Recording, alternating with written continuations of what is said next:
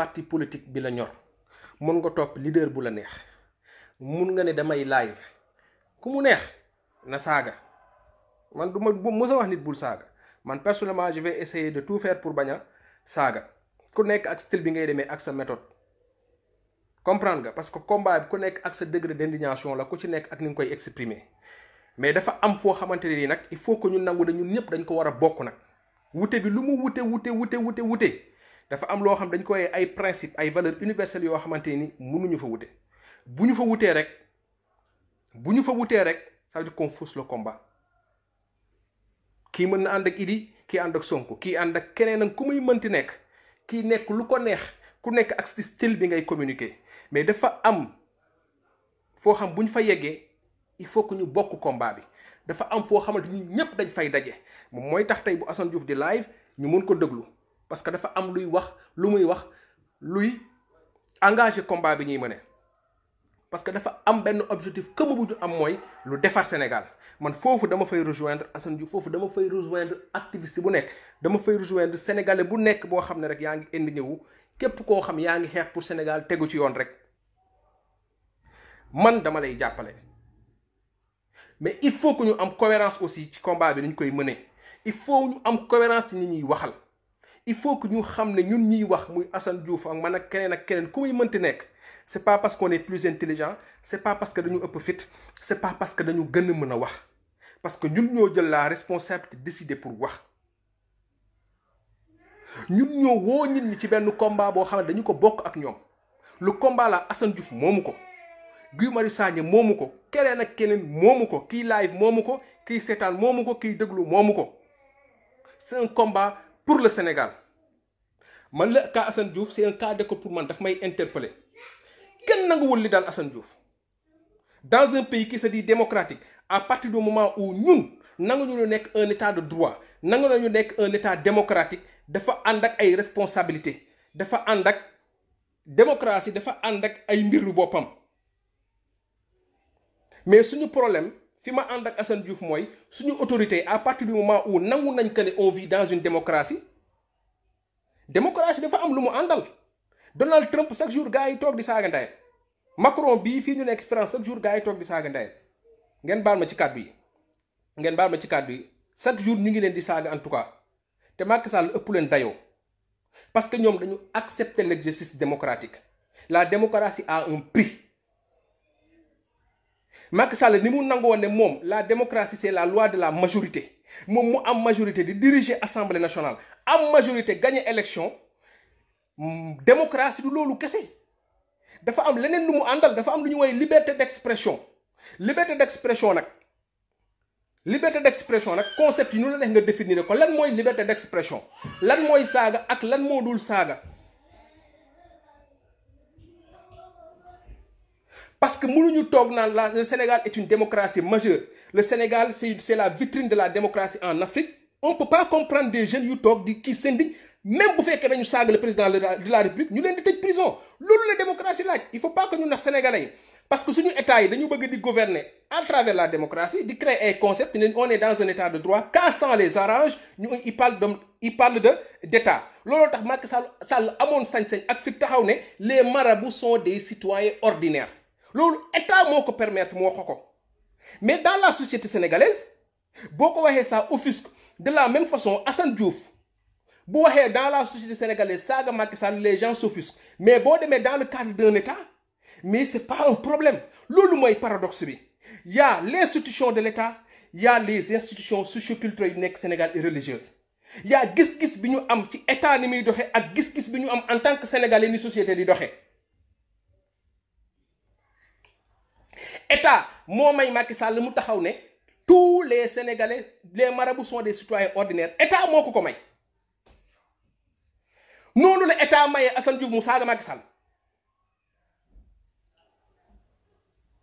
suñu culture ak suñu aada ak suñu diine ak lu ngeen mënti jël mayul Macky Sall mu taxaw ne marabout yi ay citoyens ordinaires lañ li may wax nii xool wax li may wax mais mayul aussi Assane Diouf mu saaga Macky Sall fan la paradoxe bi nekk waa l'un dans l'autre fan la différence bi ne Macky Sall ba mu ne les marabouts sont des citoyens ordinaires ci cadre état dañ koo nangu ok, dans le cadre d'un État, tous les citoyens sont d'égale dignité. Nous n'avons pas au nom de l'État. Mais au nom de nos réalités socioculturelles,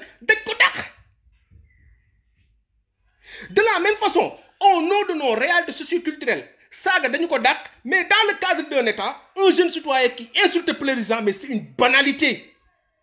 Je suis désolé, c'est une banalité. Soit on est dans un État, soit on est dans autre chose. Macky Sall bi mu fi wax ak kilifa diine il l'a fait au nom de l'État. Macky Sall bi muy signé décret pour Aminata Tall te Sénégal yu bëri ànduñu ci, il l'a fait au nom de l'État. Assane Diouf bu saaga le président il l'a fait au nom de l'État. État moo ko may parce que ñoom on est dans un état de droit. Dans les états de droit modernes saaga président c'est pas un problème. Soit on veut la démocratie ñu jël lépp, soit on laisse tout. Mais suñu autorité yi mënuñu jël démocratie état de droit jël li leen neex sànni la ca des. Bu Macky Sall ne les marabouts sont des citoyens ordinaires ñu ne ko on est dans un pays dans un état de droit mën na ko wax. Mais Assane Diouf mënul saaga. Donc quand ça les arrange, nous on est dans un état de droit, on a des libertés. Quand ça ne les arrange pas, nous def la ca des. Parce qu'ils savent très pertinemment qu'il y a un paradigme, il y a un fossé entre l'exercice de l'État dans sa réalité et nos réalités socioculturelles. Qu'est-ce que nos autorités entendent par État? Qu'est-ce que les Sénégalais lambda entendent par État? C'est quoi un État?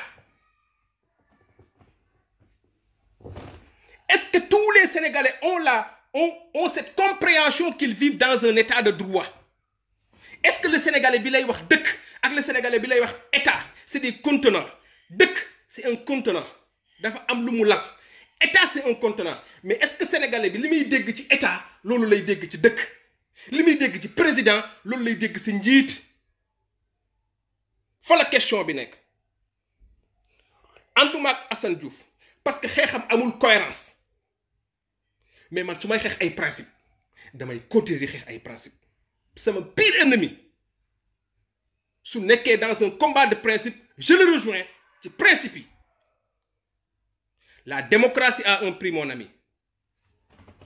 Démocratie moo may Macky Sall mu ne les marabouts sont des citoyens ordinaires. Ça tu le dis dans un état c'est normal. Il le sait. De la même façon, dans un état de droit, un jeune citoyen qui s'offusque, qui s'induite, qui insulte le président, c'est accepté dans tous les états de droit, dans toutes les démocraties modernes. Insulter un président est une banalité. boo ko waxee sénégalais du ko dégg mais loolu lay dëgg. On ne peut pas vouloir une chose et son contraire.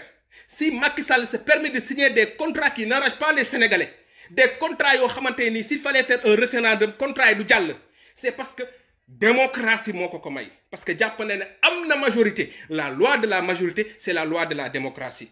C'est parce que jàpp na ne la souveraineté du peuple délégué nañ ko moom mën na jël des décisions au nom du peuple parce que démocratie moo ko may. Te bu koy jël da koy jël sama tur jël ko sa tur jël ko si turu kilifa diine yi jël ko si ñëpp. Parce que démocratie moo ko may. Waaw moom li ko démocratie di may mu jël ko ba mu mat sëkk mën na ñun du ñu jël lu ñu démocratie may. Ñun ñooy tànn ndax dañuy saaga wala duñu saaga. À partir du moment où def nañ ñu ti démocratie état de droit ñun ñooy tànn dañuy saaga wala duñu saaga ku sentir saaga saagal ku sentirul saaga bul saaga. Moo tax man sama vidéo yëpp j'ai toujours dit que Abdou Karim Gueye ku mu nekk ku nekk ak sa style ku nekk ak sa niveau d'indignation fu mu toll ce qu'ils veulent insulter insulter. Ce qu'ils veulent pas bu leen insulter. État de droit moo ñu ko may. Suñu kalifa diine yi dañuy yor état yor suñu aada bu état arrangé ñu forcer état bu waxtaan arrangé affaire bu aada ak cosaan arrangé ñu indi aada ak cosaan ba kañ.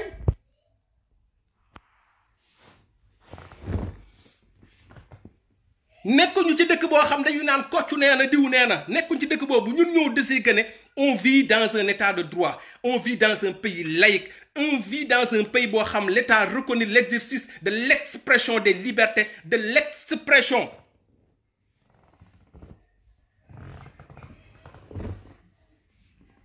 de toutes les libertés. Assane Diouf il n'a fait qu'exprimer une liberté. Parce que même si on sur une conscience, on te parle d'offense au chef de l'État. C'est quoi l'offense au chef de l'État?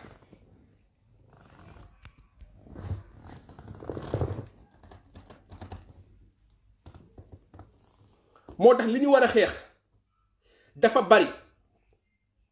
Motax les activistes là, il faut ñu xam li ñu bëgg.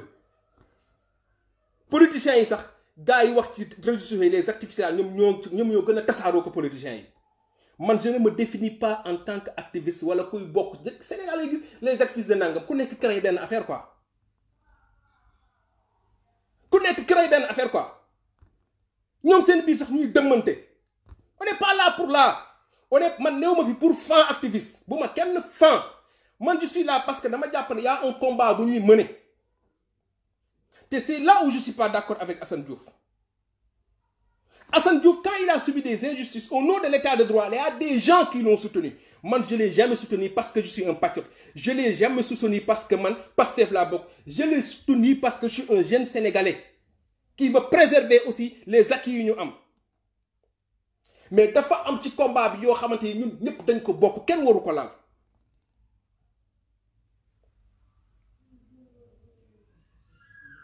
Man munoo di saaga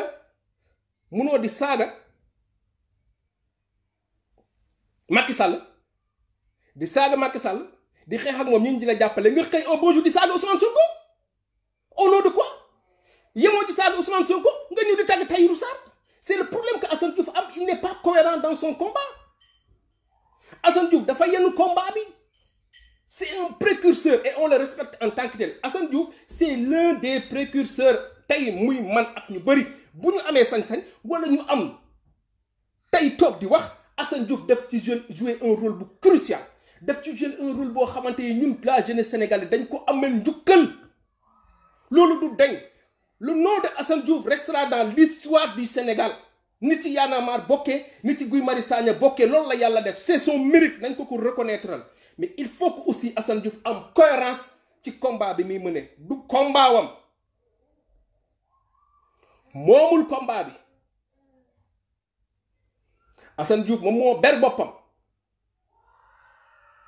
Rien n'explique acharnement de Assane Diouf envers le président Ousmane Sonko. Je ne le dis pas parce que je suis un patriote. Beaucoup de gens battent les médias, je me casse. Beaucoup de gens Thierno Bocoum, je me casse. Beaucoup de gens Guy Marius Sagna, je me casse. Rien n'explique acharnement de Assane Diouf war am ci le président Ousmane Sonko. Mën na baña d'accord ak mom. Mais daf ci sori. Parce que dafa dem bay laal ay dossier. Man bu ne woon ànduma Ousmane Sonko amul problème parce que Ousmane Sonko nag leader politique la rek am lu mu proposé il n'est pas dit que képp kuy wax da nga war a ànd ak moom mais ci combat de principe bi ñu Assane Diouf doon woo ci le cas Ousmane Sonko dafa fausser la route parce que toog di xarab Ousmane Sonko di tagg Tahirou Sarr loolu c'est une pilule boo xamante ni patriote yi xam nañ ne jàllul. Et quelqu'un qui est patriote xam nañ ne jàllul. C'est là où je dis que Assane Diouf dans son combat il y a des incohérences. Moo tax il faut pas qu'on ramène ce combat là à notre petite personne à nos petites personnes. Combat bi du suñu combat. C'est un combat d'une génération. Te képp kuy wax da nga ci am responsabilité. On n'est pas là pour être des liveurs. On est là pour mener des combats. On est un mouvement. Quelle que soit notre différence, l'objectif c'est de faire pour le Sénégal. Mais voilà quoi. Gagner commence à individualiser le combat. Et vous savez très bien que depuis la nuit des temps en Afrique, depuis la nuit des temps, vous avez un choc entre pouvoir. Le fait de diviser pour mieux régner. Et c'est ce qu'ils vont faire. C'est ce qu'ils ont fait dans la société sénégalaise. Lolo la ñuy def ci biir activistes yi. Des fois da ngay suivre activistes yi. Les gens ñu ngi wax dëkk yoo xam Sénégal amuñu ndax mu ñu naan Sénégal liñ ci war a wax ëpp na tay 16 millions de Sénégalais yi bu ñu doon live pour wax problème yi nekk Sénégal mënuñ ko dajal mais ces gens se permettent nekk ci internet bi parce que wax nañ benn yoon ñaari yoon am nga 200 400 500 1000 vues tu te crois intéressant en fait alors que yow li ngay wax ñu la gën a xam ñu ngi toog xam ko il faut être modeste et Assane Diouf foofu la fausser la route les gens ont utilisé la situation de Assane Diouf et des mauvaises personnes ont utilisé la situation de Assane Diouf parce que c'est ce qu'ils vont. Ils te mettre dans une situation de précarité. Assane Diouf, l'objectif, c'était pas de le ramener. L'objectif, c'était de troxal ko. C'était de le mettre dans la précarité. C'était de le mettre dans une condition bo xamanteni dina bëgg jënd tangal mu tëkko.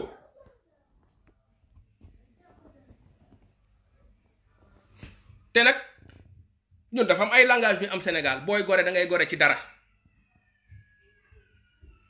Donc Assane Diouf, nous allons le soutenir, pas parce que c'est Assane Diouf, mais par principe.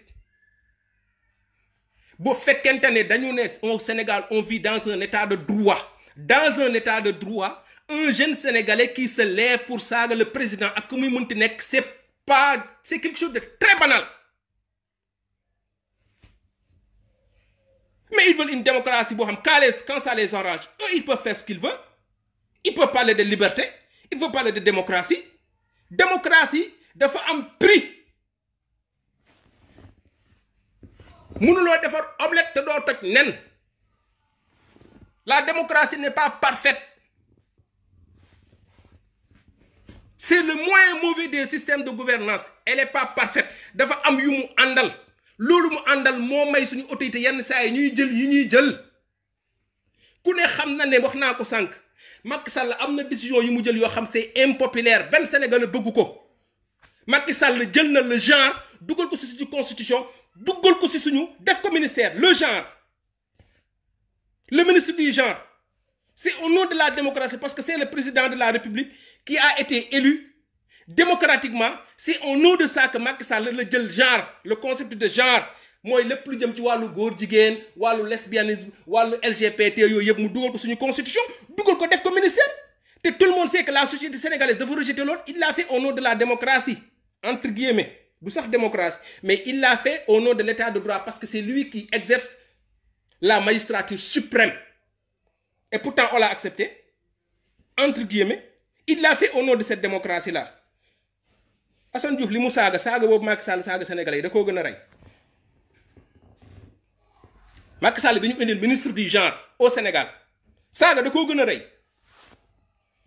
après ils vont nous envoyer ces mercenaires là de rien du tout les Ndella Madior là ces prostituées politiques là ngeen baal ma ñu ñëw di ñu dissuader quoi ils veulent jouer intellectuellement dans nos têtes dañ ñu bëgg a def benn dañ ñu bëgg a gëmloo ko ne en fait pourquoi waruñu saaga lan mooy saaga dafa bokk ci démocratie nit ki yaay xool selon yow sa éducation ak sa tolluwaay nga ne damay saaga wala duma saaga mais il est temps qu'au Sénégal qu'on arrête de vendre le Sénégal comme la vitrine de la démocratie en Afrique alors que quand il y a un jeune qui s'indigne qui insulte le président ñu yóbbu ko prison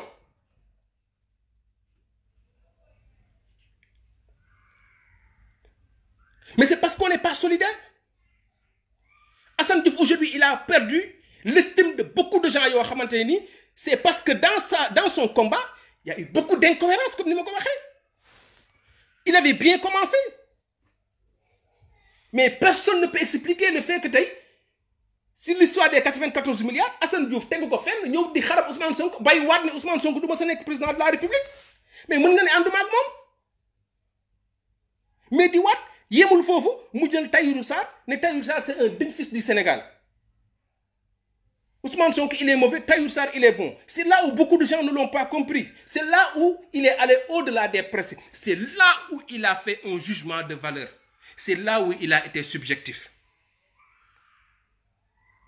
Man yàlla xam na ne bu mu ne président Ousmane Sonko du ma sa nekk président bu ca tegoon lu dëgër man nangul ko mais il a été très subjectif. Il a fait un jugement de valeur. Et à partir de ce moment-là cassé na ligne de conduite am cassé na principe yi mu doon xeex incohérence bi ñëw na ci combat am bi. Et il devient vulnérable.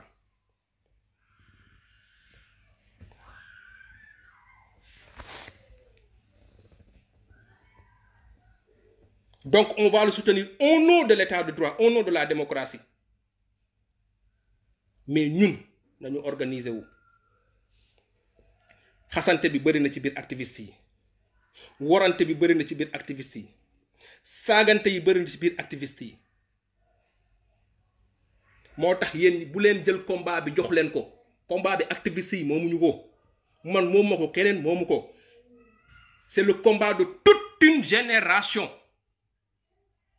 da nga ciy saf wala nga ñàkk si saf boo si safee sa warugar la boo ci saful ñàkk nga def sa taxawaay gu mat xeebu nga sa bopp mais c'est pas un combat boo xamante ni c'est le combat des activistes wala yu demee noonu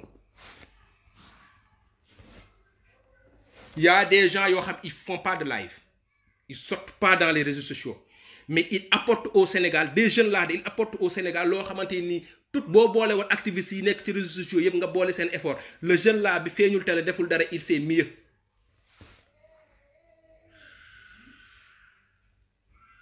tey ñun suñu biir ñu ngi taggante di ci reyante leader naturel lay doon yàlla moo koy def ci nit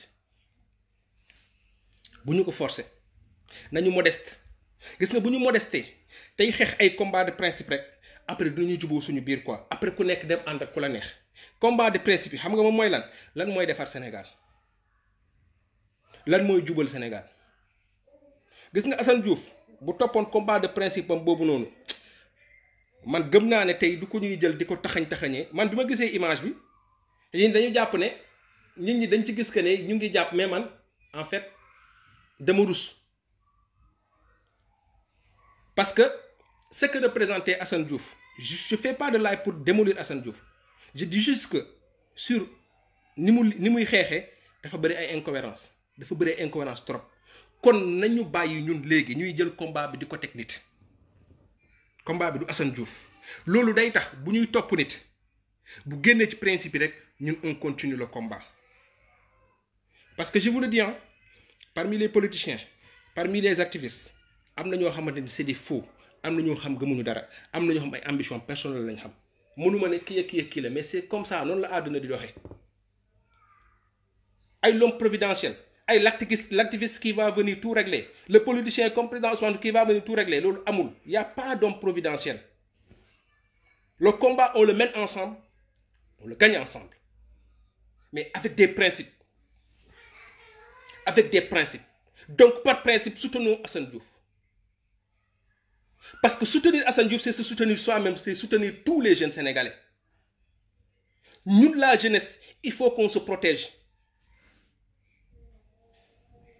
il faut qu'on lekk quelque chose aux générations yu ñëw il faut que ñu fexe ba ñun noot bi ñu noot duñ ko noot génération yu ñëw pour que génération yu ñëw xeex leneen ak leneen c'est un devoir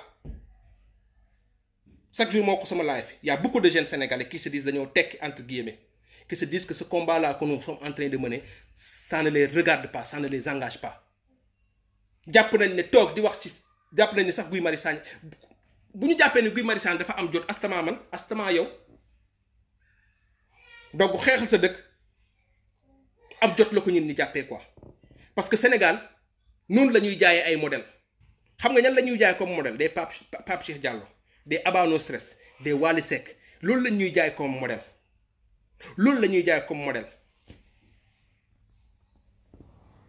des Ndella Madior Diouf parce qu'elle est fille de